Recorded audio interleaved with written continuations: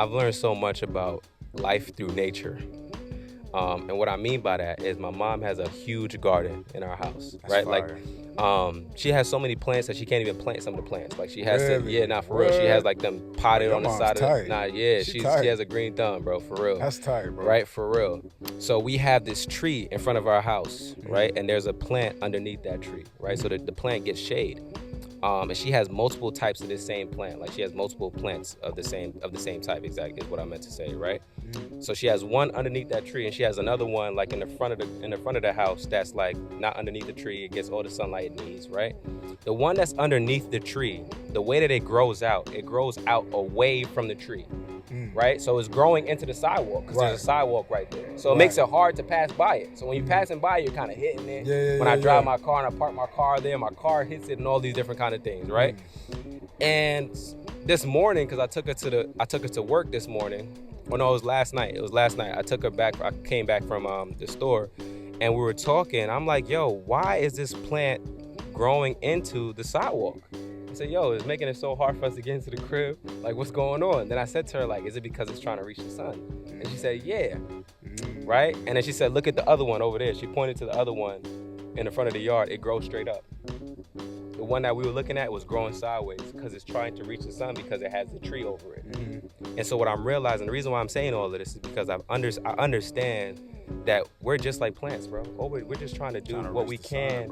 We're just trying to do what we can to survive, bro. That's a bar, so bro. When people see That's you a bar. and they see that and they think they're perceiving you as a threat to their survival, they're gonna be upset. They're trying to grow away from the tree. They're trying to reach the sun, right? And so they don't care if that impedes your way. They don't care if that means that you're not gonna be able to get into your house. They're trying to do what they can to survive, right? And so seeing that plant analogy has helped me to see this whole situation. It's like, yo, people are just scared. They're worried. This is people's livelihoods, and they're worried that somebody's gonna come in and take up their market share or take up what it is that they're doing and interrupt their life. And so for them, the best way that they know how to survive is to invalidate. Because if you invalidate, that means that person can no longer pose a threat.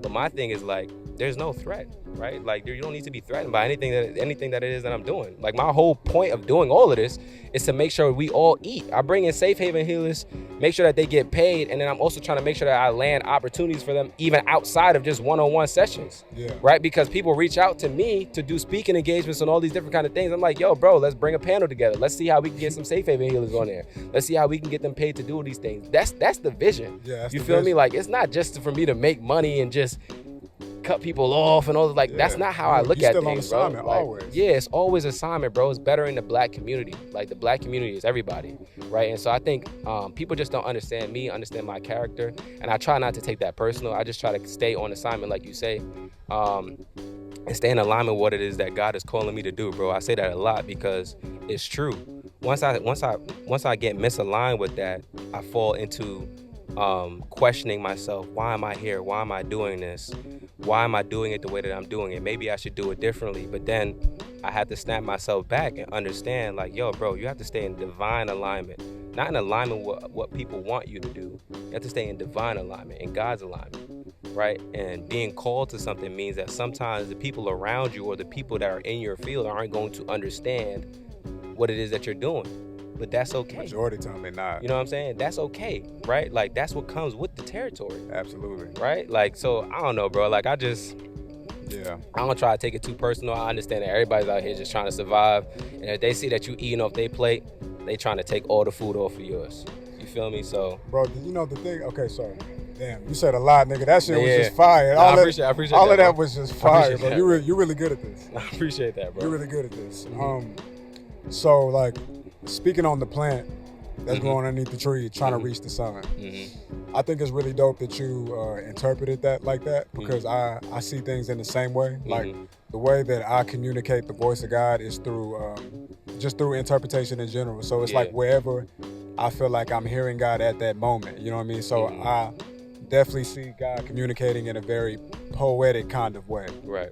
And I think in moments like that, it's like there's a deeper meaning to everything. You know what I mean? And as they say, perception is reality. Right. So some people was like looking at it like, man, this is annoying, or I'll cut it. You know what I mean? Or whatever. You know what I mean? It's like, this is in my way, when really like there's a lesson to be learned in everything. Like, I was just telling somebody the other day, like, I think God is communicating every single day through all people at all times. It's not always easy to see it like that, because sometimes you just look at it on face front value, like, this nigga's bothering me, or this homeless person asked me for $1, or I'm in traffic, they cut me off, or they honk at their horn, whatever the case is. But everything is like a constant opportunity to get it again.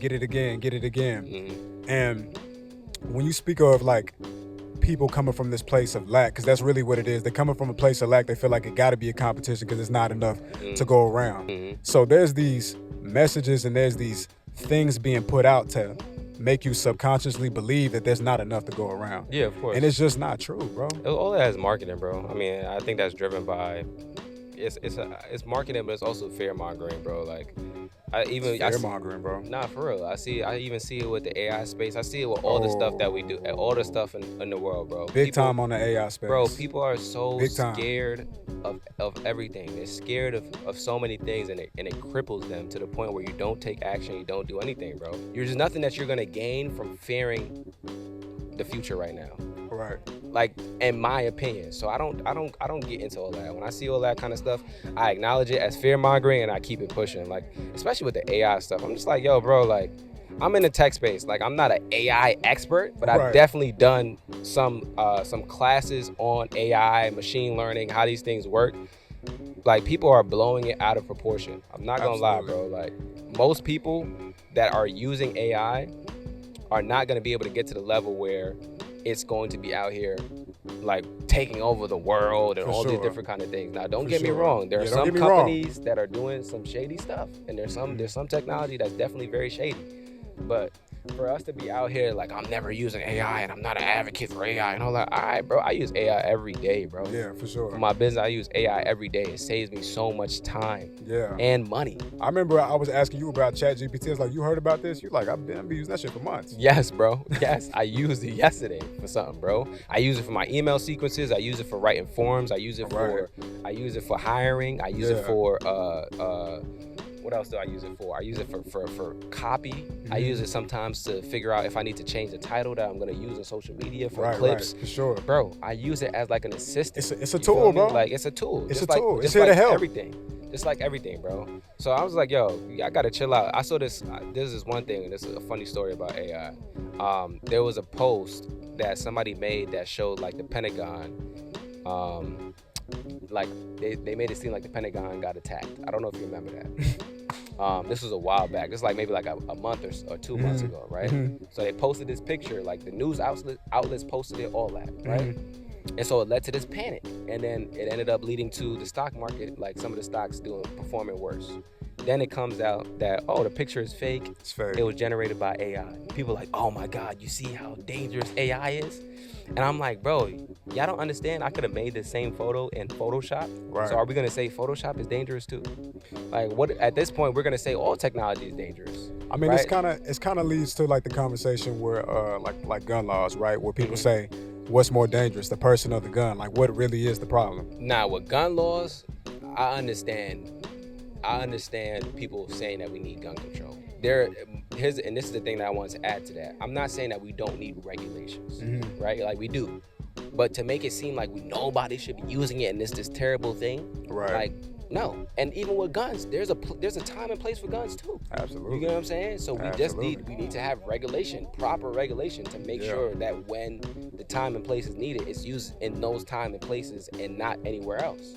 You feel me? So I don't think that the solution is to abolish something completely unless it's destroying somebody's human rights. Right. You feel me? Outside of that, like I don't really agree in abolishing. I think there needs to be regulation, and I think what ends up happening with a lot of this fear mongering, especially in the AI space, is that we as Black people always end up behind. Oh, of course. You know what I'm saying? Like, we end up picking up the technology later, we end up using it later, doing it later, then we have to have a whole Renaissance movement 30 years later, after everybody already has the information, just to get people on the same basic level or fundamental level of understanding how to use it. That's a whole other conversation. And the whole reason why that happens is because we have people out here fear-mongering when it's time for people to understand in the early stages. Yeah. It happens all the time, bro. And so for me, I'm not getting caught up in that, bro. I'm going to use it every day, and I'm going to continue to use it and learn how to use it to make sure that I can survive and know what I'm doing with my business. Like, we already have AI tools in Safe Haven.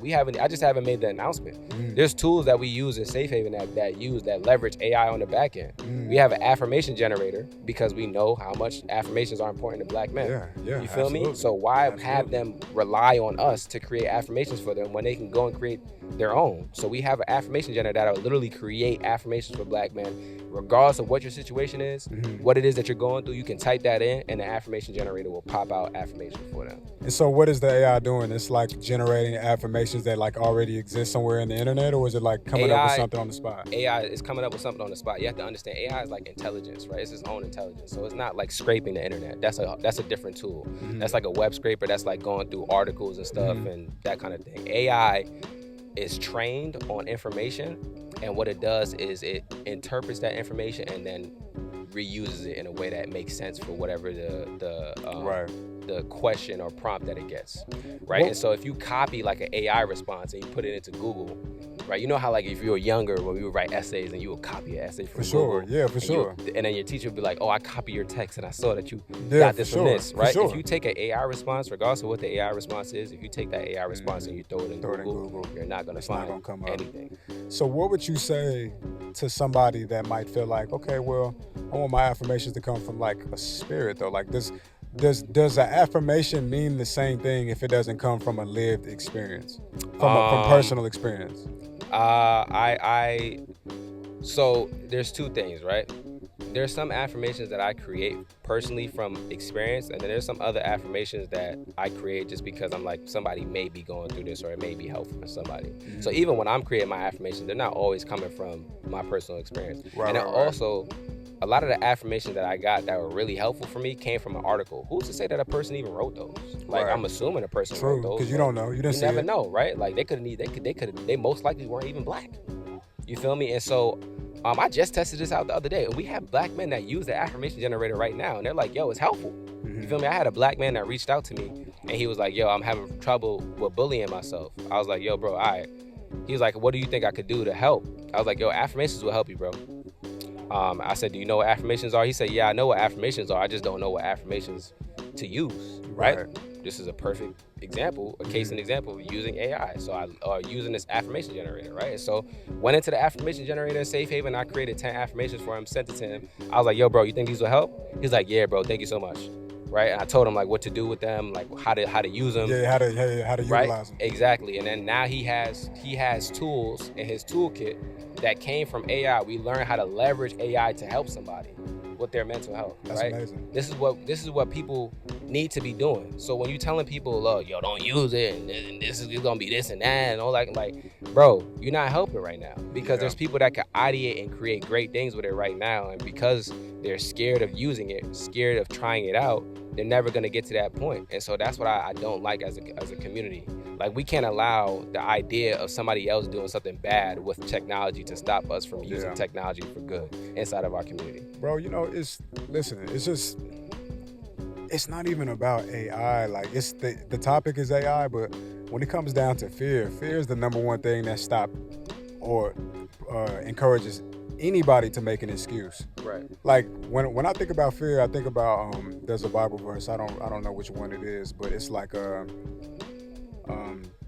trust in all the ways that I do and lean not to your own understanding, right? Mm-hmm. And you know, everybody's not religious, everybody's not a believer. That's cool, but when I think about that scripture, it kind of helps me understand that, you know, lean not to your own understanding, but trust in all the ways that I do. So it's like, just trust. Just trust that, like, have an optimism for life, and just trust that the better outcome is always going to happen. And sometimes that's hard for people to do, which is why fear is there, right? Because like, somebody might say, okay, you'll say that, but then like, why did Nipsey Hussle die? Or you say that, but then why did this person get assassinated? So like, I can understand where fear comes from, but there's another quote, I don't know who designed this one, but there's nothing to fear but fear itself. And that's something I really wish more people could like. There's something beautiful about that quote, because it's like there's nothing to fear but fear itself. So if I was walking through a situation in my life and it was dangerous and there was a great chance of me dying, or I was up against some dude who trying to rob me or something like that, you know, God forbid. What the quote is saying is like, if it was my time to transition into the next phase of life, I don't have to do it being afraid. Right. You know what I mean? Like, you could either be scared going through a situation, or you can be courageous. If you're gonna pass, if you're gonna die, you're just gonna die. That's what it is. That's what it's gonna be. But you don't have to be scared doing it though. So fear doesn't deserve as much power over our lives as it has. Right. But the thing is, because we're afraid of the unknown, because we don't understand, it makes you very fearful. Because to understand makes you feel like you got security, you got control. Yeah, but there's very few things that we have control over in our lives, bro. Things. And I think people gotta come to grips with that. Yeah, people overestimate how much they have control over, and so that's what leads to fear as well. It's like you go through a situation, you think you have control over that situation, then you realize you don't have as much control as you thought you did, and now you're scared because of your lack of control. Right. And so for me, I've had to come to terms with just understanding that, like you said, there's very few things that we have control over, and making peace with that. And I think my roots in like my relationship with God and having faith in God and understanding that all things are working out in my favor and for my greater good has helped me to come to peace with that, right? Like, yo, things don't work out, right? Like we were talking just before this episode, right? Like you wanted to bring a blanket for us to sit on, all these different kind of things. You want to find a different spot, place, you know what I'm saying? All the different niggas, man. Did not go like that. Shit happens. You feel me? And like you have to understand how to roll with that. Go with the new flow. You feel me? Go with the flow, bro. There's been times where I do the episode in the studio, people ain't show up. You feel me? Like somebody did not show up. Somebody had something happen. You feel me? So it's like, all right, what am I gonna do? I gotta make the most of this time. I gotta shoot an episode. I gotta figure things out, right? And so I go with the flow. And one of the things that I do, I always say this, is that I pray before every episode. I always say, God, let your will be done. That gives me a peace that whatever I'm doing at that time and in that moment is ordained by God. It's meant to be exactly how it is right now and not any way different. Yeah. Because his will is being done and I'm in alignment. I always pray too, this is a big part of it, that I'm in alignment with your will and not in friction with it. Because if I'm in friction with it, then I'm sitting here and I'm upset. You know what I'm saying? I'm mad. Why we ain't go there? Why we ain't do this? Why we ain't do that? Yeah, that's just slowing you down. Right? And so that's not allowing me to live in the moment and actually take the most of what's happening and make the most of it, right? Because and give my best, right? Because I'm in friction with what God's plan is for my life and plan is currently. So I always pray, God, let your will be done and not mine, and that I be in divine alignment with your will and not in friction with it, bro, because that's what needs to happen in order for me to be able to deliver what it is that I'm delivering, right? Like what's happening right now is I'm speaking, but as I speak, people are feeling seen and heard, understood, all these different kind of things, right? If I'm in friction, some powerful things happening, right? If I'm in friction in this moment, I'm not able to operate. Now, the person that was gonna get some type of healing or some type of message or whatever the case may be out of this is not gonna get that anymore. That's true, bro. You feel me? So that's so true. So I don't like being in friction. I like to stay in alignment, right? And so I allow God to orchestrate, and I just follow, bro.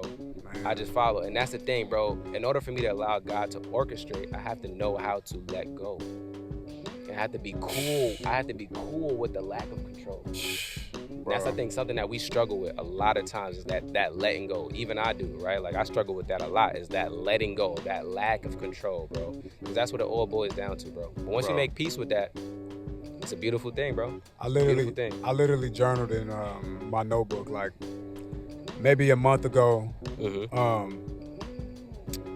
Holding on to something negative is letting go of yourself. Right. And like when you decide that something negative, it's like nothing beneficial, nothing productive about holding on to this. But sometimes as human beings, like we just got this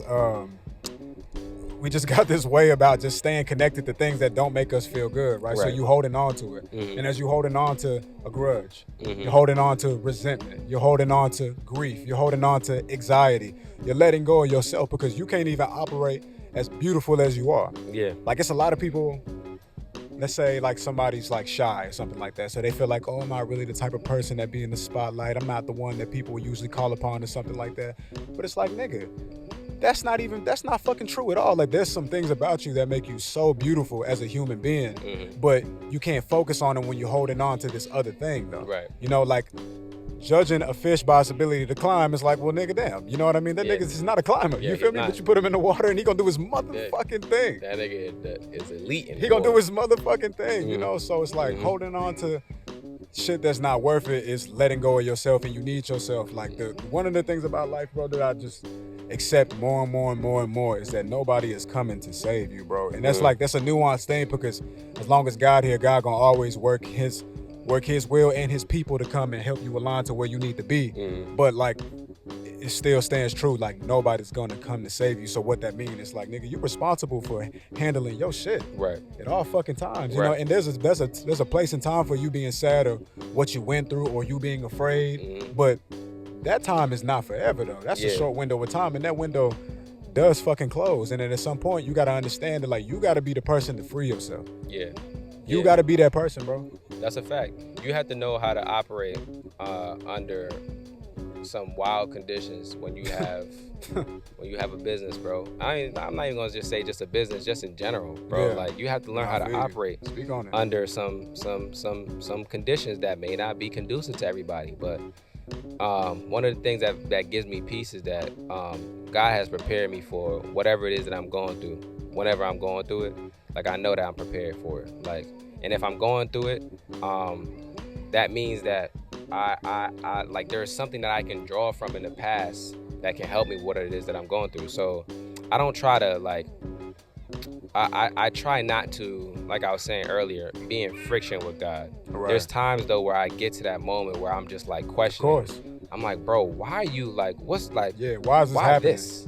You feel me? Like, yeah, for sure. I just spent 3 months doing this, and now this is happening, which is like gonna get rid of all my progress that I made in the last 3 months, even before that. Like, why is this happening now? That's disheartening too. You feel me? That's right. And so, like, in those moments, you start questioning a lot, right? And but you have to understand that there's always a greater plan, and there's always something that's operating for your greater good. So even when it may not seem like that, right? Like, having that faith and falling back on that is big, and it's very, very important for me, bro, because I'm the type, like, I know I'm sitting here saying like I let go and I'm cool with the lack of control and all that. Nigga, let some shit happen. I'm gonna be the first person like, yo, God, yo, G, hey, yo, Big G, big homie.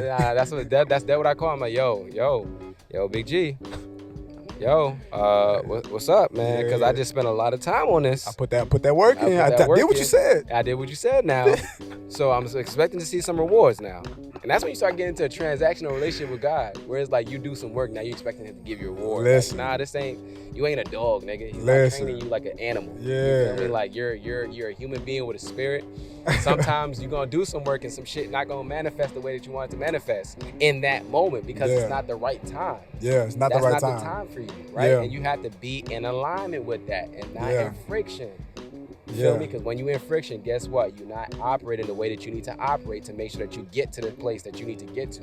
Being in friction is like, so it's like, you got to create nuance for everything. Like, friction is absolutely going to happen, but at the same time, friction is such a waste of time because you don't even know how much time you got. Right. And that's some shit that's like, people really need to let that shit sink in. Like, your plans and God's plans for your life or the people around you might not look nothing like what you thinking in your mind. Like, I gotta be realistic about the fact that, like, I could be in friction, and then what if I only have my mother for another 3 years while I'm in friction and I'm upset with her? Or I'm still mad because my pops didn't show up a certain kind of way. And you think you're mad about that shit, right? Okay, wait till the funeral comes. See how mad you are now. You can be real mad at yourself. You know what I mean? So living in friction, there's new, again, it's like nobody's gonna come save you, but there is a little bit of grace.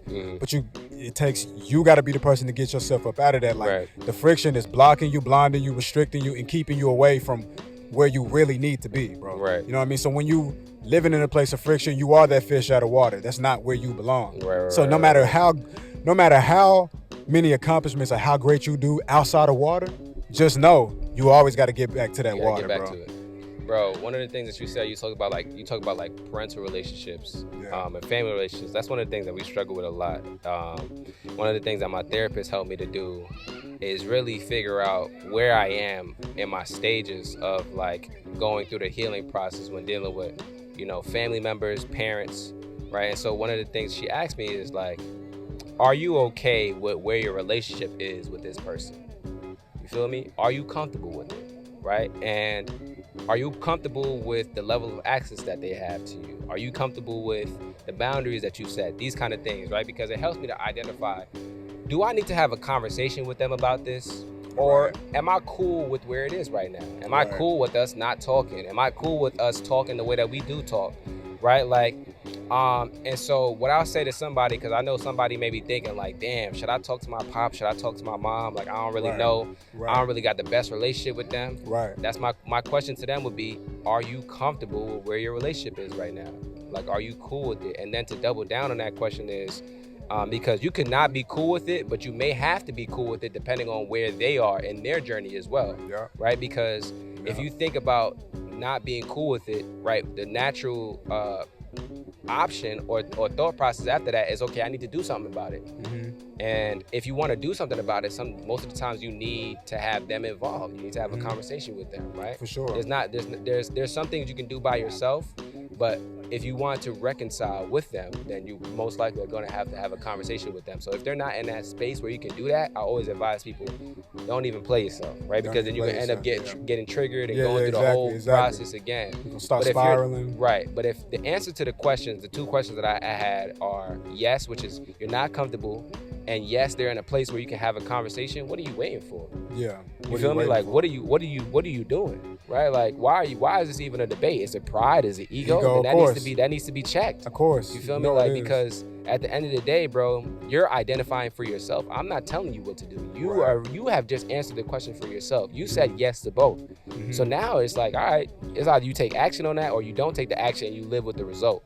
But either way, you have to know for yourself, like, I'm cool with living with that, right? I know what that looks like, and I'm cool with living with that. And for me, like, sometimes like I'm comfortable with it, and I don't need to do nothing. Sometimes like I'm not comfortable with it, but it don't even make sense to do something about it. Sometimes I'm not comfortable with it, or I'm comfortable with it, and or I'm not comfortable with it, and they're not ready to have the conversation. I can't have the conversation with them about it. So it's like, you have to learn how to live with those options. So I'm glad you talked about parents and family, because I think a lot of people really struggle with that. Oh yeah.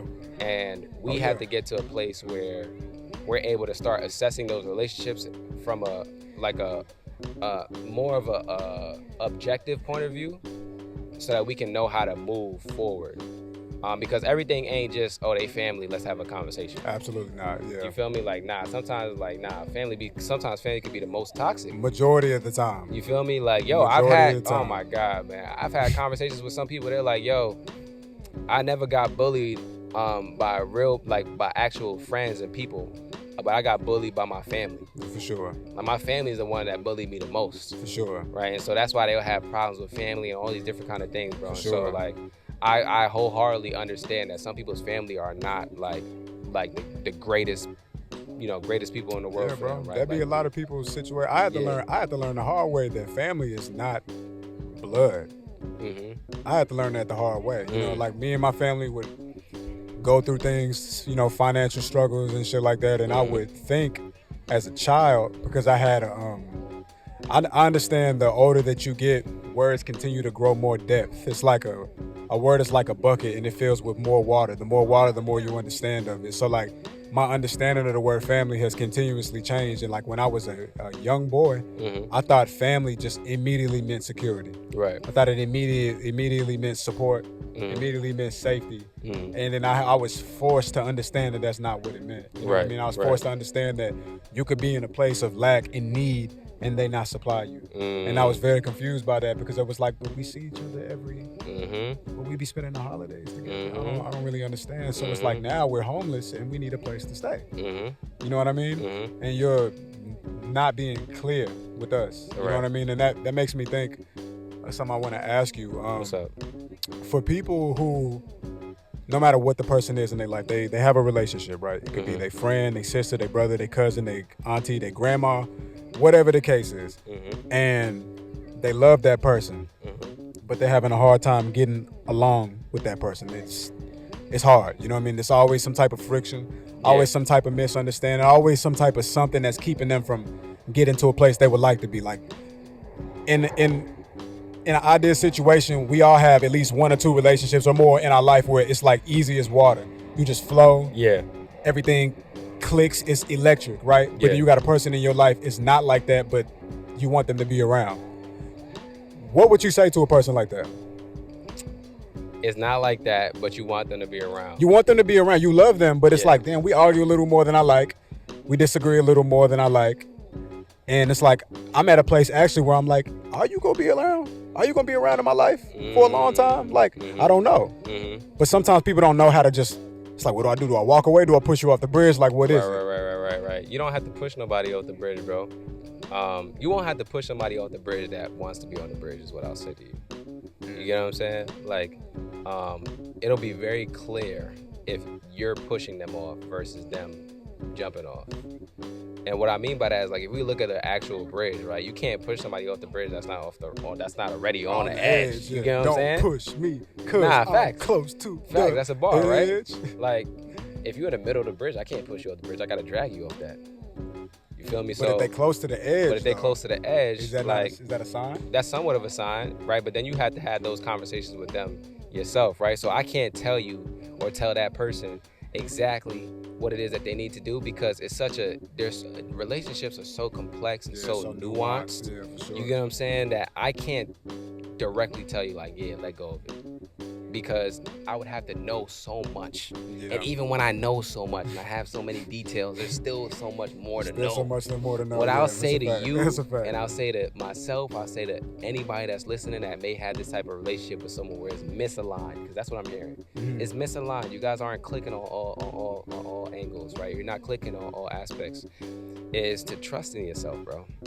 My therapist, because I have some of these relationships in my life too, right? So when you ask me this question, I'm like, fuck. I'm like, this nigga the nitty gritty. Yeah, for sure. It's funny how we all got more in common than we think. Nah, absolutely, bro. And that's why I like leading with vulnerability. We got to talk about these things, right? Because I can see myself in you, you can see yourself in me, right? And then other people can see themselves in us, right? And so what I'll tell that person, and what I'm telling myself, what I'm telling you, is to trust yourself. Trust your gut. What is your gut telling you to do? You feel me? What's your intuition telling you? And a lot of times we struggle with that as black men because we so logic-based. Everything has to be a fucking formula. Oh, man. You get what I'm saying? Like, they did this. All right, cool. That leads to this. Oh, boy. Sometimes it's not a formula. Sometimes it's your body telling you some shit. You feel me? Sometimes you feel something, bro. Yeah. Sometimes it's energetic, right? And sometimes you got to understand, like, yo, you know what? This may not be good for me because energetically, when I'm around this person, I don't feel too good. But you know why? You feel me? But men lean toward logic, bro, because they feel like their emotions failed them in the past. You know, their emotions. Niggas don't be trusting themselves, bro. Niggas, listen, emotions failed them in the past. Like, you think about a guy who's in a relationship, hypothetically, right? He opened up his heart to a woman. She let him down in more than one way. Now he's heartbroken. Yeah. Now he's a player, or he like, fuck these hoes, whatever it is he on. But what once was natural to him, which is leading with his heart, he got burned. He put his hand on the stove and realized it was hot. He was trying to cook a meal and just got hurt in the process. So now he's just like, let me just be very binary. You know what I mean? So I think a lot of men are like that because it's like, oh, I tried it y'all way. That's why, like, that be people's problem with, like, God, spirituality, religion, whatever. They be like, I can't see it, I don't believe it. I tried doing shit y'all way and I got hurt. Yeah, but this is the thing too, right? Like, I think as men, sometimes we struggle with things that we can't see. Always. And we're very, like, my girl says this, her dad says this as well. We're visual creatures as men. 100%. Right? And that's not just about in terms of what we're attracted to. That's just everything, right? If we can't see it, and that don't exist. You feel me? Like, it's not real. Yeah, I can't put faith in that. Right, I can't put stock in that. Yeah, I can't put stock in that. I can't put faith in that. I can't touch it. But I have to understand, or you have to understand, they have to understand that just because it can't be seen doesn't mean that it's not real. It doesn't mean that it doesn't have an impact on you as an individual, right? Because once I started trusting my intuition, I'll tell you this for sure. It's led me right more than it's led me wrong. Yeah, and it always will. Right? And, always will. And this is the thing. I think about it as like basketball, right? The best basketball players in the world, they shoot free throws, right? Even the best free throw shooters in the world, they miss. All of them.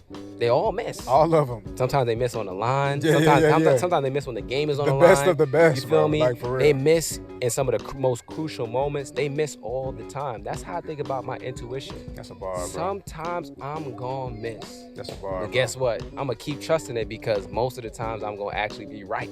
Yeah. You feel me? I'm cool with the misses if that means that I'm gonna be right most of the times. Yeah. And I think the more you stray away from your intuition, the harder it is for you to really grasp it when the time actually counts. Yes. If you don't shoot free throws or practice shooting free throws and you're in a crucial situation and you need to shoot free throws, you most likely gonna miss. Because the real power isn't just taking the shot in the first place. Right. That's where the power lives. That's the power, right? It's not about making it and not making it. Mm-hmm. The power is the fact that you know that you got what it takes to take a shot. No, and this is the thing too. Let me dive deeper. The power is in being comfortable with whatever the outcome is. Yeah. You get what I'm saying? Because once you are comfortable with Facts. whatever the outcome is, now you can shoot, and you can shoot at your best because like I'm free and I'm relaxed. And you're not scared. I'm not fear. scared. There's no fear there. You know what I mean? You feel me? So no friction.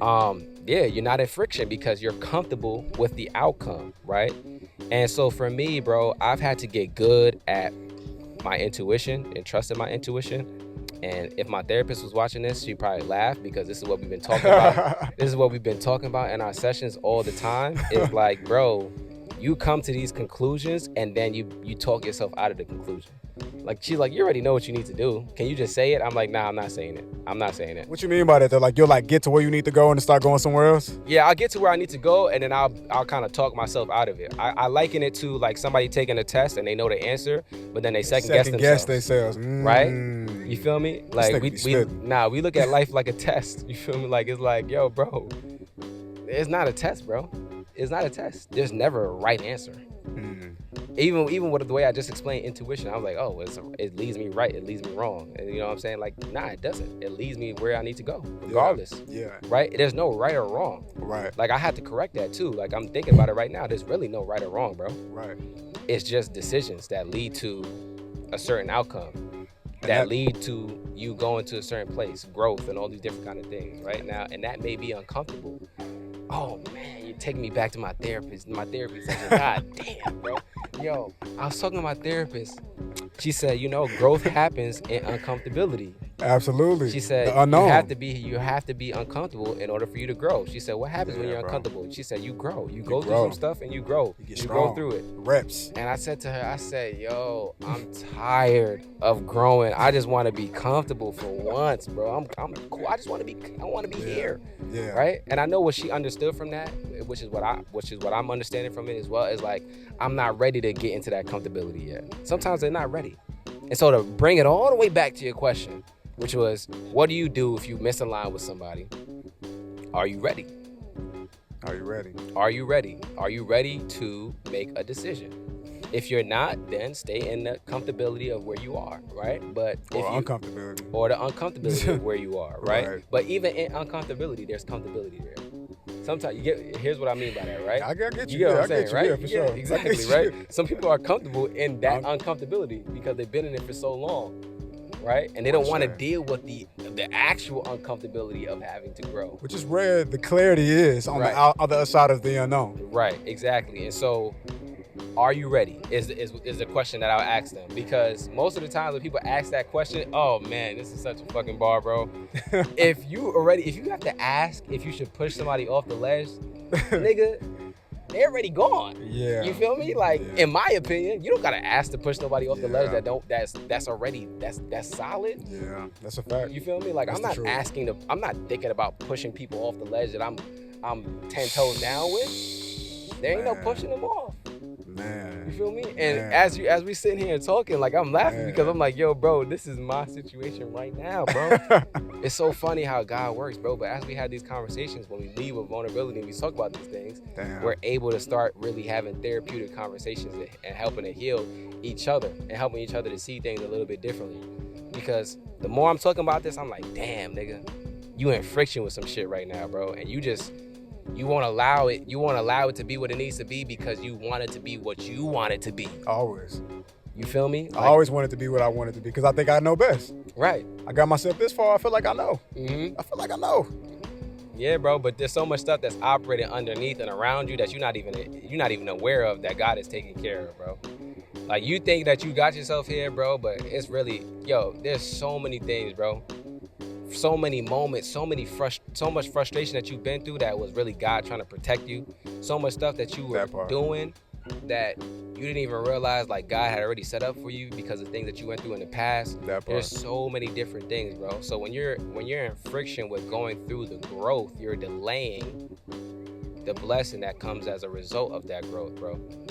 And that hurts for me because I'm talking to myself right now, bro. Yeah, for sure. You feel me? Like, I'm literally talking to myself right now. Yeah.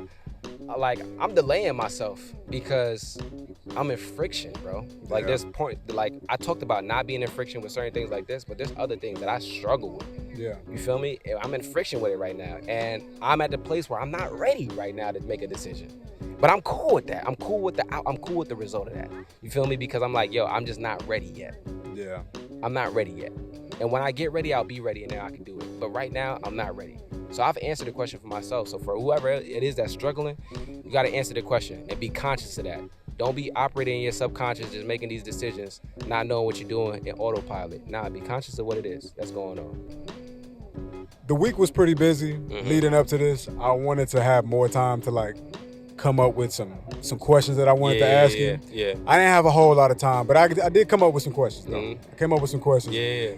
Let me tell you what I tried to do. I tried to go through your Twitter, bro. My Twitter? Yeah, I tried to go through your Twitter and try to get, like, some type of, like, context to, like, I don't know, because, like, one thing, like, Conversation with Zoe, he goes through people's Twitter, and I ain't trying to give away the sauce, bro, my bad, but, like, he go through people's Twitter, and then he gets, like, context of who they are, and he'll pull from that, like, interview style. And I think that's genius, because in Twitter, it's like, you get these soliloquies of things that you're thinking. Right. I ain't get shit from your Twitter. I'm not on Twitter. I think Twitter's a cesspool. I think it's one of the worst social media platforms on earth, and I don't go on it.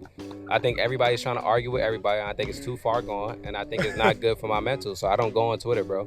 So Twitter, you're not gonna get a single. I didn't get a motherfucking. You could have went on Threads though. I should have went on Threads, right? On there. But also you could. But that's the new you though. I wanted to, like, figure out, like, the old. Not necessarily like the old, but, like, I wanted to, like, get a glimpse into some thoughts before, because you're in a place where you're well refined and you're only getting better. Yeah. So I wanted to get into, like, maybe the psyche of somebody who was steps before this version. Oh, I could tell you that. I mean, you could just ask. That's a question in itself. If you want to ask that, or you have another one, it's all good. So I just want to ask you a couple questions. What's up? These are probably really random, but I want to know what you think about it. Nah, what's up? What are 3 things you want to teach your daughter that you wish every woman would do? You trying to get me in trouble, nigga. Teach my daughter? Yeah, that you wish 3 things you want to teach your daughter that you wish every woman would do. I'm going to give you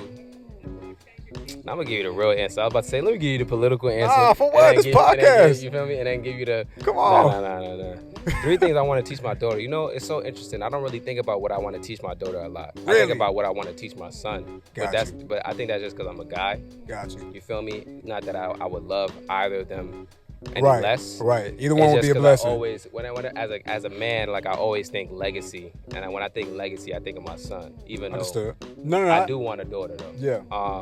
3 things I'll teach my daughter are, 1, treat everybody with respect, bro. Everybody, right?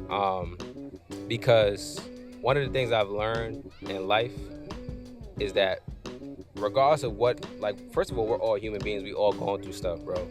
And regardless of what somebody's going through or what they look like, they're still deserving of some respect. I don't like the fact that people feel like people gotta earn respect out here. Like, nah, you gotta earn it from me. I'm not gonna just respect you outright. Like, nah, I'm gonna start with respect. And now if if you wrong me now, okay, now I may change, but we want to start off with that, right? Like that's not something that's earned. I like that. You feel me? I feel like that's a human. I feel like that's a human right. I feel like you need to treat everybody with respect. I like that. So I like that one a lot. Yeah. So treat everybody with respect. I like that one a lot. For real.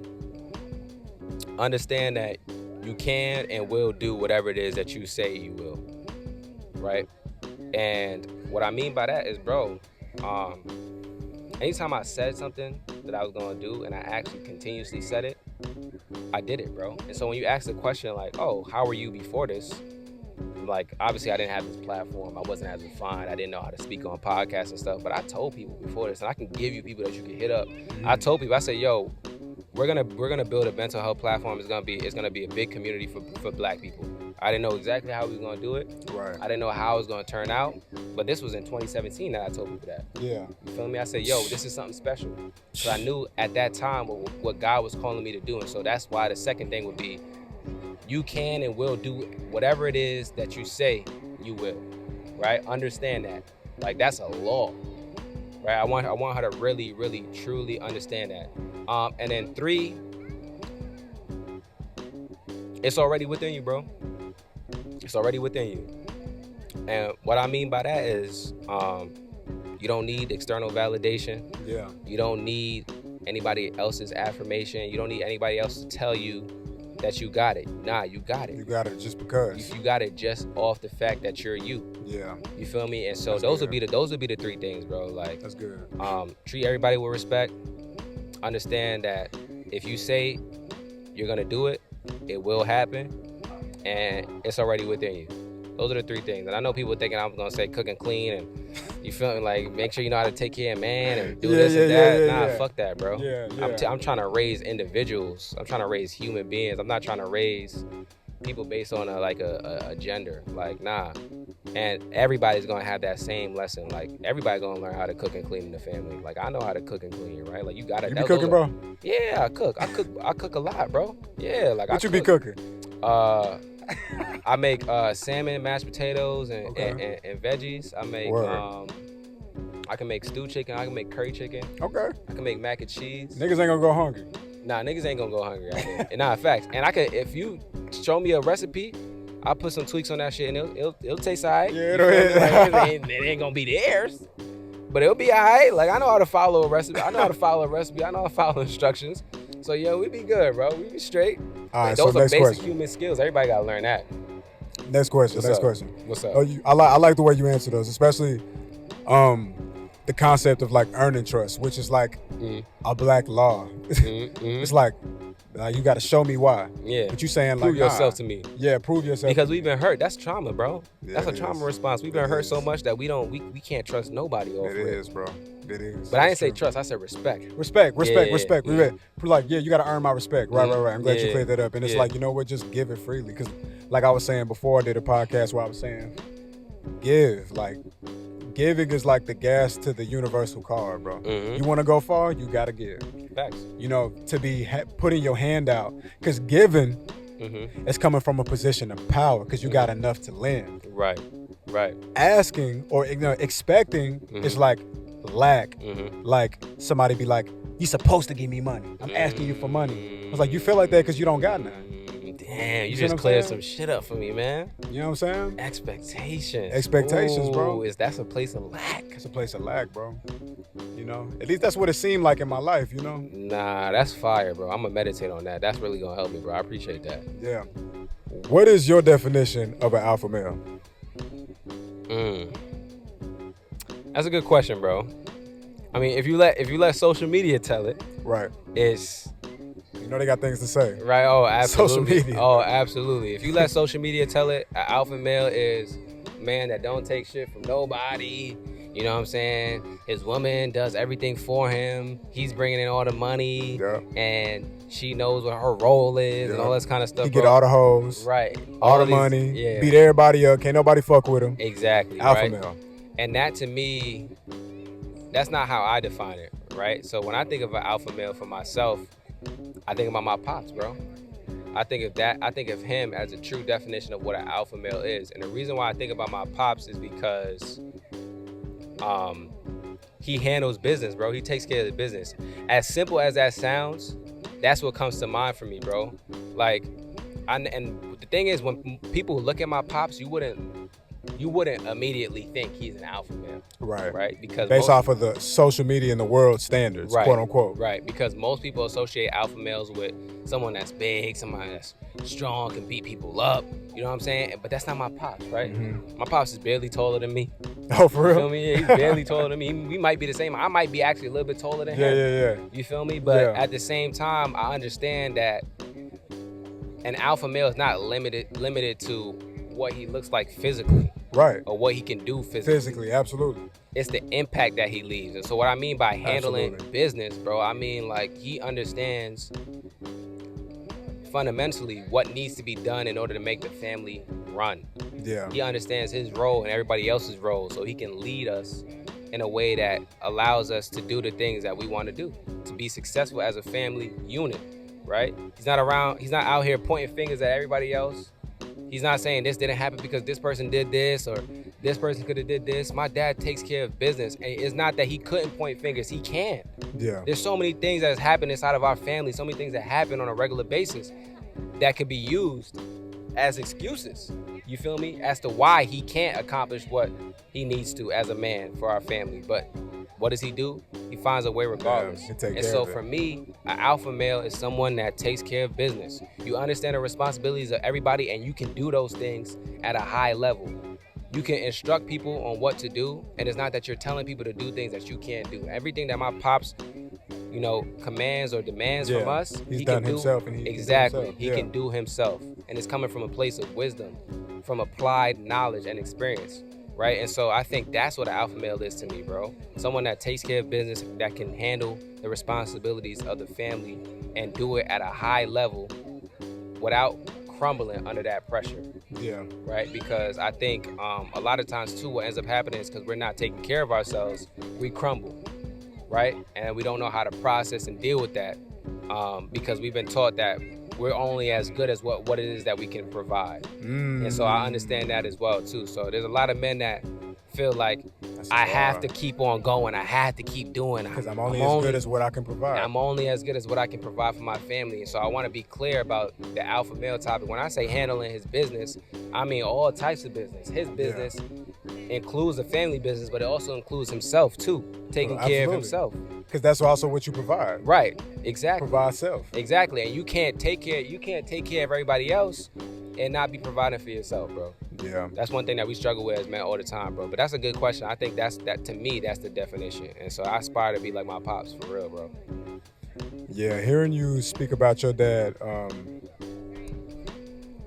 like when we talk about alpha male, it's interesting hearing social media's definition of alpha male because me having the luxury of having my dad in my life I've always seen my dad like have a broad range of emotions that don't get mentioned in social media's version of alpha male. Right. So one thing about my dad is like where I'm in school and, my friends and the people that I'm hanging around, they have an idea of masculinity, which is hilarious when you think about it because you're like a young person listening to other niggas that's your age teach you about what masculinity is when it's like, nigga, you my age. You don't know anything. I don't know, nigga. You don't know anything, but like my dad would show me a version of masculinity or to be an alpha male, which I would say that he is, where it's okay to cry. Mm-hmm. And my dad taught me that crying doesn't always have to be used for the emotion of sadness or the emotion of pain. You could cry sometimes when you're happy. Sometimes you laugh so hard you cry. Tears have more than one definition. They have more than one function, more than one use. And my dad taught me that crying could be because you're elated with happiness, overfilled with joy, like your cup is just completely overrunning. And that's not something that gets displayed in the social media version of being an alpha male. And my dad, he ain't no sucker, he ain't no chump. My dad would put hands and feet on you. Like my dad know martial arts. I seen him do some work before. You know what I mean? He would put his elbows and his knees on your body, bro, in a crucial way, bro. You will regret ever crossing my dad, but he's also a gentle, polite, beautiful, loving man. Like my dad is a deacon at the church in the choir. He sings at the choir. You know what I mean? Like he's a real calm, smooth dude listening to jazz 24/7. And he's every bit of alpha to me. My dad take care of business. He sacrificed. He'll put himself last to make sure his family eat first. At the end of the day, if that's not alpha, making sure that you'll eat last so your family can eat first, if that's not alpha, then I don't know what is. Nah, bro. facts. And sometimes that's what's required, right? Sometimes, like, that's what I'll tell black men too. Like, it's like sometimes it's required for you to sacrifice yourself, but you also have to know when it's required for you to prioritize yourself. Right? I think sometimes we get caught up in just sacrifice that our cup is empty, right? If we think about the title of this podcast, is no longer halfway up. We're not even we don't got anything in there. You feel me? Right? And so Facts. like we then get to a point where we're in burnout and all these different kind of things, bro. And so like it's everything important, bad happening right now. Right. Everything. It's important for us to learn how to prioritize ourselves amongst all the sacrifices that we have to make for the people around us, bro. Because when we don't take that time, we end up running ourselves into burnout, into depression, right? And not being able to provide moving forward, because now we're in a place where we lack so much that we have to do so much work to build back up. You feel me? And if you were doing that gradually as you went along your process of sacrificing and making sure things were taken care of, you wouldn't get to a point where you're completely empty. You want to replenish as you pour, not replenish when you ain't got nothing left. You feel me? So that I think we need to learn those type of systems, bro. One of the things that you also talked about that I want to highlight, bro, is your pops feeling his full range of emotions. For sure. We're also having a conversation about like you growing up and just having people around you that didn't really understand masculinity, but trying to teach you about masculinity. 100%. Right? I love the fact that you had your pops that was showing you like, yo, bro, like you can cry when you're happy. Yeah, for sure. And because that's important, that's true. There's science behind that, bro. When you cry, when you're happy, like it's different than crying when you're sad, right? And the reason why you can cry when you're happy or you're sad is because your body's rebalancing itself. That's the process that your body goes through, is to rebalance itself, right? You feel me? And if you look at it scientifically, like you can actually take tears. If there were tears for somebody crying, tears for somebody being happy, you could put them under a microscope and they will have a different chemical makeup. That's because your body is releasing different things as you go through those emotions, as it's rebalancing itself, right? And so that's why I think sometimes it's a little wild for us to be so against crying when that's such a natural process for our body. You're restricting your body from doing what it needs to get back to equilibrium so that you can operate at your full self. You don't even know what you're holding on to. You feel me? Exactly. You don't know what you're holding on to. You don't know what you're holding on to, bro. For real. There's so much that you're holding on to that you're not releasing because you refuse to or you don't know how to cry. When I hear a black man tell me, I've never cried before, that's sad. I'm so sad for him, bro. That shouldn't be normal, bro. Yeah. Especially with all the things that we go through. If you made it to adulthood and you never cried once, bro, you're holding on to some stuff, That is bro. not a bragging right, bro. That's not something to be cool or proud about. That's not cool at all. That's not something to be proud about, bro. That's something that you should realize, like, yo, bro, I got some work to do. That should be a identifier for you to understand, like, yo, bro, I got some work to do on myself because I'm not even in a place where I can cry. And I'm not trying to bash anybody. You feel me? Like, if that's where you at, that's where you at. But you have to understand, like, yo, bro, I need to do some work on myself, bro. You got to get to that place, for real. To be a black man in America is very confusing to be black in America. And like, when you grow up in America, you get set straight very early on what not to do. So is it okay for me to call it toxic? You know what I mean? Maybe these toxic unhealthy habits, you get them early, but they come from a genuine place. Like, sometimes these things happen as early as elementary school, when you get introduced into this version of masculinity that you adopt, and because you getting it from other kids your age, peers, people that you respect. Let's say, you grow up in a loving household or just a regular household where people's not checking you for crime. People are not checking you for what the body naturally does. So you have no reason to think that you can't go into any space in the world and just show up and be your true self. If you feel bad, then you cry. If something's bothering you, if you fall and you hurt yourself and you feel pain, then you cry. But that kid that feels that way, that kid will eventually at some point, if he's black in America, he could go to school and then be around other black children who have been forced to grow up a little faster than you've been forced to grow up. Right. They've had a harder life. So they've been forced to grow an understanding of survival early. Mm-hmm. And so you come around just being authentic to yourself, and they're gonna make you tuck that shit in. They're gonna make you tuck that shit in because it looks like a sign of weakness. And when you in that place, you learn to adapt quick. Like imagine it's like being in prison, I would say. Like you've never been in prison before. So it's like being institutionalized to a degree. Yeah. It's like I'm coming from the outside, and now I'm in here, and now I got to get acclimated to a whole new set of rules if I want to live. Right. And it kind of feels like that in the school system, which people often say that the school is sometimes it's a school to prison pipeline or whatever. Maybe there's a correlation between that. I don't know, but you can't be weak, because if you're weak, people see that as they target that, and they use that as a reason to seek you out and bully you. And you don't want to get bullied. You don't want to get bullied because the girls won't like you. You don't want to get bullied because there's no harmony in there. There's no peace in there. So what do? You assimilate and you get with the program. So it's like, bet, no more crying, because the predators see that as weakness. And if I'm being preyed on, then that means that I'm not safe. There's no security in that. Yeah. So a lot of alpha male comes from way back, bro. And I can relate on that from a school experience. Like going to school, I definitely had to learn based off of the tone and the environment that I was living in. Was like, you keep all that soft shit where you at, bro, because niggas is gonna want to throw hands with you immediately. Right. Just because. Yeah. So I can understand a man being stuck in this idea of alpha male. No, absolutely, bro. And one thing I want to add to that, bro, is for me, I was the same way. I grew up like you, where it's like I felt like I had to be tough, you know, especially growing up in New York.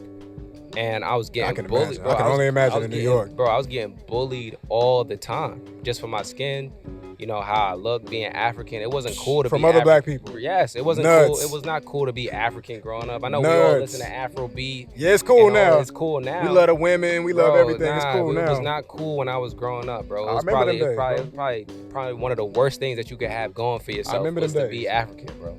You was getting bullied all the time, bro. I still remember people calling me African booty scratcher. Yeah. You feel me? There's still a lot of stigma I remember people said that. Or like with Haitians, they call it like, you got HBO, like Haitian body odor, all these different things, bro, that we use to insult ourselves. Insult ourselves. You feel me? Bro, damn. Like so it wasn't cool. So I had to grow up there was a time in my life as a child from like up until like teenage adult years where I never smiled, bro. I did not smile in pictures. I did not smile at all, bro. Because I thought that smiling was weakness. If I smiled, something's wrong. Somebody's gonna try and pull up on me and beat me up. Yeah. Like that's literally what was going through my head. So I would go throughout life. It's hard being black, bro. Yo, I'm telling you, with a mean mug on my face all day, bro. If I'm taking a picture, I got a mean mug. So even to this day, sometimes I see pictures with black men, they all mean mugging, and I know ain't none of them niggas happy, bro. And I know where that comes from, though, bro. And sometimes we happy, but we still mean mugging. Bro, they be happy, but they default is like, bro, I'm telling you, bro. Even me sometimes, like I was at Essence Fest. You feel me? And we taking a picture. Essence Fest, bro. I'm mean mugging. The most comfortable place you could be. And I'm mean mugging, bro. It's Black Utopia. I'm mean mugging, bro. In Essence Fest, bro. But why? Why? Because that's what my default is. Yeah, that's what I've adapted to because of my environment, bro. Yeah. And yo, it's taking me back. Cause now I'm thinking about I have another plant analogy, bro. I have another plant analogy because I've learned a lot from nature, bro. Shout out to mom. Nah, fact. Shout out to my mom, bro. Like, remember we talked about the plant that grew under the tree? How it's only growing sideways because it's trying to get some of the sun. Trying to reach the sun. Right? Yeah. It's trying to reach the sun. Then we have the other plant that's in the front of the yard that's growing straight up because in its environment it can reach the sun wherever it's at. Mm-hmm. Right? Both are doing what they can to survive. Right, this is the name of the game, right? So I didn't smile growing up because I was doing what I could to survive. My mom has a plant on the side of the house because I told you she has so many plants that she doesn't know what to do with plants. Yeah. Right? She the doc. She got the green thumb. Fact, she has a plant that's on the side of the house that's not planted inside of the garden. It's in its own pot, right? And that plant grows thorns. And I found that so odd. I'm like, why does this plant have thorns? To protect itself. You know what I'm saying? Yeah, I'm like, why? But why? I didn't know that, right? I'm like, why does this plant have thorns, right? And I looked it up. And so what I found was that it grows thorns, like you said, to protect itself. But also, it has thorns that thorns are actually leaves, right? And so it's a shriveled up leaf, and it's doing that to preserve water, right? Because leaves actually take up more water in a plant. That is amazing. That is amazing, bro. Leaves take up more water in a plant, right? And so it's shriveling up the leaves, and that's what creates the thorn. It's a shriveled up leaf. So a thorn is the leaf in a different state. It's a leaf in a based different state. Based upon what it needs to be to live. Based on what the plant needs it to live, right? But check this, right? Similar to its environment. Exactly. It adapted to its environment in the wild, right? Yeah. It's in my mom's garden now.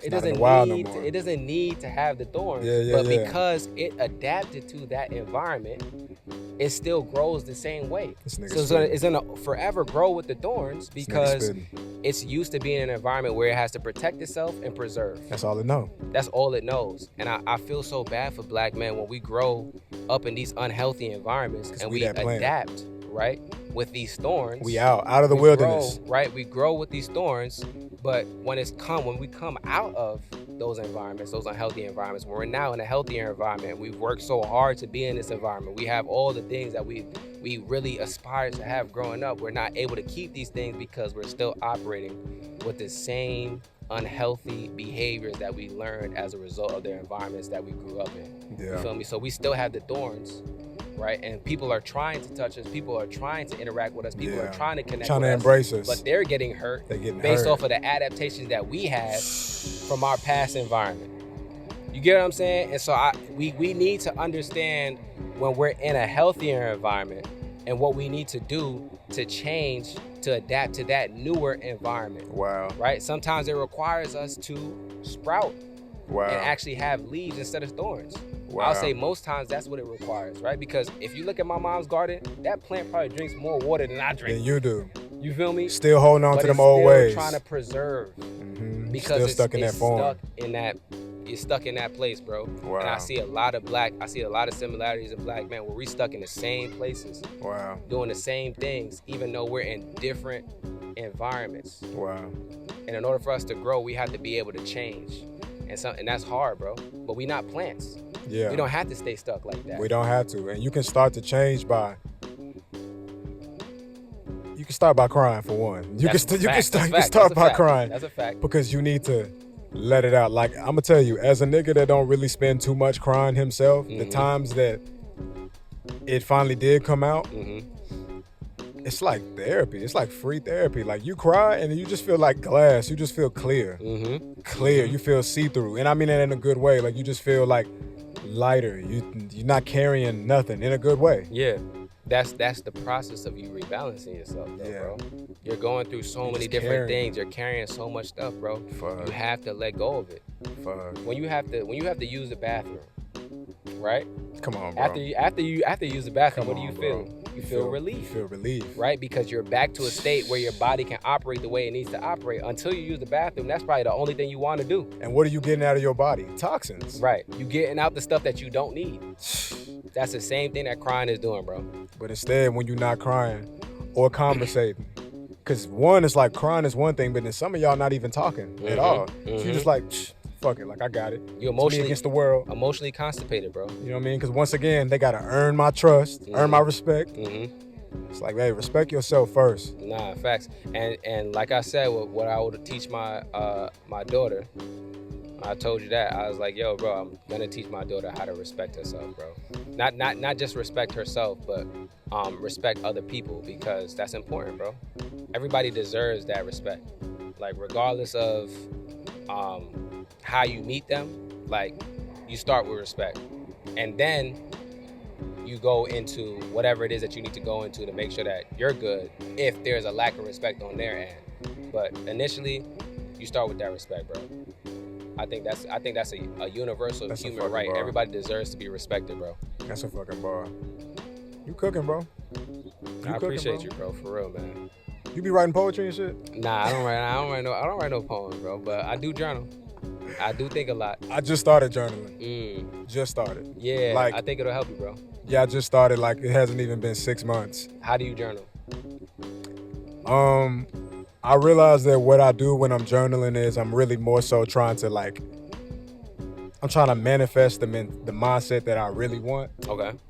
So I do a lot of affirmations. Like I start off a lot of sentences with "I am." Okay. You know what I mean? Like, okay. you know, it's like I am confident. You know, I am whatever it is I feel like I need to tell myself at that time. And I write a series of those things because you know, I read a lot of books that teach you about the power of your subconscious mind, and I understand that a lot of things materialize when you just believe it. Yes. It's just that simple. You know what I mean? Like I've heard the craziest stories about people coming back from accidents that doctors said was you'll never walk again, you'll never come back from this, but because somebody believed, you know what I mean, that the body started to use what it has, which is everything it needs, and it creates. What's good, my brother? God bless, God bless.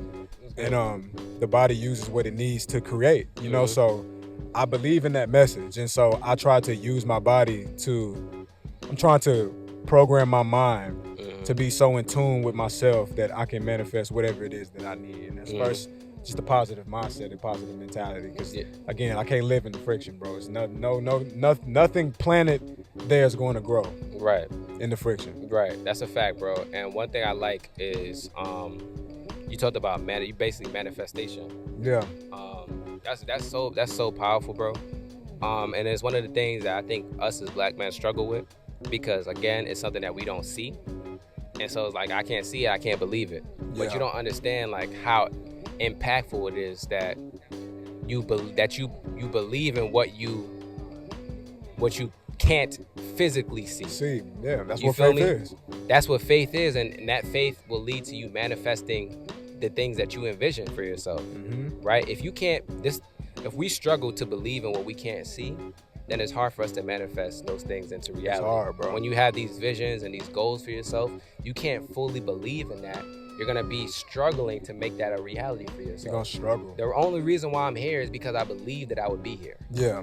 That's the only reason why I had the platform. Yeah. Is because I believed. Yeah. We started in 2017. Most people do not know that. Yeah. Because all they know is 2020. Then they see the platform and it was taken off. But that all sparked from a belief in 2017 in myself, and even through all the doubt, even through all of the struggles and the tribulations and the failures, quote unquote, right? The lessons. I continue to believe in myself. I continue to believe that this was something that was possible, right? But if I don't believe when I couldn't see it, I'm not going to ever be able to make it an actuality. Right. I'm never going to be able to make it a reality for myself. So I'm glad that you talked about believing, bro, and manifesting and journaling, because those are things that we don't really talk about as black men. We don't talk about that stuff enough, bro. No, we don't. And one thing I wanted to also add too, like before I came here, I had a 40-minute drive here, bro. Almost like an hour, technically. Yeah. Trying to find parking. Right? Yeah. You would think I'm listening to music, I'm getting in my zone, all this kind of stuff, bro. Right. I didn't listen to one song, bro. I sat in silence the whole drive, bro. The whole drive. And the reason why I did that is because I find peace in silence and being in my own thoughts now. There's so many black men that run from their thoughts, bro. It's true. Run from their thoughts. Constant stimulation. Constant. Whatever. I need to be stimulated because I don't want to think about what's going on right now. Yeah. I don't want to be present. If I'm present, I don't even know what being present is. I'm either in the past or in the future. Yeah. Which is causing me anxiety or depression. Oh my God. You get what I'm saying? And I'm struggling. You feel me? And so I don't know how to be in the present. Oh my God. And I've had to get good at being silent. Just being in silence, bro. Just understanding like all I need is me and my thoughts, bro. And I can make anything a reality. I can do anything for myself with just thinking that I can make it happen. If it's a thought, it can be manifested into reality. Yeah. All it takes is a few actions and some words. Bro. That's it, bro. And so I spend that time, like I spend a lot of my drives, like my commutes in silence, bro. I'll be in prayer, or I'll just be meditating on some things. I'll be thinking about things, bro, because that helps me to really figure out the routes that I need to take. There's so many things that's going on in my life, in anybody's life, bro. Right. So you need that intentional time with yourself so that you can be able to rationalize and make sense of it all, bro. Yeah. If not, if you're always stimulated, when are you getting time to figure this life thing out? You're not, bro. You're just delaying the inevitable and making it harder for yourself because you keep running away from something that you can't beat. You can't outrun your mortality, bro. You can't outrun the decisions that you have to make in life, bro. It's impossible. You're just gonna be making subconscious decisions and not knowing where you're going, living your life on autopilot. And I'm not willing to do that. No, I have too much riding on this. I have too much that I'm trying to do for myself and my family for me to be on autopilot out here. Nah, hell no. What I'm gonna tell my kids when I was 26, I was playing games and not taking life seriously. Nah, fuck that, bro. Yeah. I gotta put on right now to make sure that when I have my children, that they know for a fact, like, yo, I know for a fact that they're taken care of. And then when they get to my age, you know, God willing, I can be able to pass down the wisdom that they need from the experiences that I've had as an individual. If I'm sitting here just going through life on autopilot, not recording what I'm going through, not learning, I'm setting my family up to go through the same problems without solutions. Generational curses. You know what I'm saying? Like I'm passing down the same problems because I haven't spent the time to work on them to come up with solutions that work for my family. When that was the whole purpose of you being here before them in the first place. Exactly, bro. That was the whole purpose. Every generation is supposed to be better than the last. Yeah. So every generation, bro. That's the whole purpose. There's no reason why you can't be. Yeah, facts. If you just spend the time being intentional. Like if you just did that, even if you don't pass down finances, if you just spent the time being intentional and actually healing and coming up with solutions to some of the things that you're dealing with right now, you would immediately make your next generation better, just because they are starting off with personal development and understanding how to grow as an individual. Absolutely. Without having to go intelligence. without having to go through the same struggles that you went through. Absolutely. That in itself is legacy. That's legacy, bro, because it's like that's generational wealth. You waste so much time allowing your son or your daughter to struggle with the same things that you was tripping up with. That's so disrespectful. Nah, and the thing too that I want to add to that is not everybody will take the lessons. Not everybody's gonna learn through conversation. Some people have to learn through applied experience. And that's okay. Yeah. But at least have the solution. That's just the facts. You feel me? At least have the solution. That's my whole thing is I spend that time with myself so I can come up with solutions. And not everything is a solution too, but a lot of times when I spend that time with myself, I figure out routes that I need to take. And it leads to wisdom, because wisdom is just knowledge applied in real time. In real time. That's all it is. That's really all it is. When you have wisdom, that's just because you've applied knowledge. You have some experience and you understand at a higher level than most what happens when you apply knowledge in that area. So that's all it is, bro. And so for me to be able to pass that down, I'm doing my family a good service by doing that, bro. So me spending this intentional time, it's for myself as well, but I always think legacy. How is this is gonna help my family a lot, bro. And so listen, I think every black man needs to be able to take that time to himself, bro, and be comfortable with his thoughts and where he's at. And if he's not, he can pull up and we can help him. We can help him, man. That's and a fact. And with that being said, when we talk about legacy and we talk about building a brand, I know the thing that my brand and your brand share in common is that, you know, I think we understand that each one really does teach one. Facts. And we have to be a community. We have to be our own village. We have to help each other. And that's what we're trying to do, bro. That's what we're trying to do. We're trying to just share. I don't know it all, but what I do know, I have to share, because if it's beneficial for somebody, if it's going to be the next brick that you need to help you continue to lay the path to the place of the unknown that you're going to, I would love to be there. Right. And that's what your whole platform is about. And absolutely. I want to thank you for coming on this podcast and sharing your time and your energy with me, because you got a lot of shit going on. You're a very busy man. You constantly climbing, constantly finding new ways to be innovative with your business. Like you said, you hiring people, coming up with new concepts. You have a woman in your life. It's a million other things you could be doing right now, but the fact that you just took just some of your time out to come down here, bro. Absolutely, bro. I appreciate of course, bro. Greatly, bro. I believe in what you're doing, bro, for sure. Yeah. I believe in what you're doing, bro. I see you doing this, but more than this, bro. Yeah. I see some things, bro. For sure. Yeah. I'm just trying to build the brand, man. Once the brand get here, I can stand on the platform and build all kind of shit. You know what I mean? Once the concrete there, build a house, build a store, build a museum, metaphorically speaking, you know. But I just want to build that. You gotta build the community. Yeah. Once that foundation brand is there, you can do anything from there. And so, with that being said, before we get out of here, just I want people to be even more crystal clear about what it is that you do and how people can find you. Absolutely. Yeah, so I'm Kizzle. I'm the founder of Express Yourself Black Man. What we do at Express Yourself Black Man is we have a platform dedicated to Black men's healing. We connect Black men with the resources and the tools that they need and language that they understand to help them to be better in all aspects of their lives, right? In all aspects of their healing journey. And so we have the social media platform. We have over 100,000 followers on Instagram. We're creeping up on that number on TikTok, so you can follow us at Express Yourself Black Man on all social media outlets. We also have a podcast, over 80 episodes right now, all around personal development, mental health, Black men, relationships. That's called Express Yourself Black Man. That's on all podcasts, all major podcast outlets.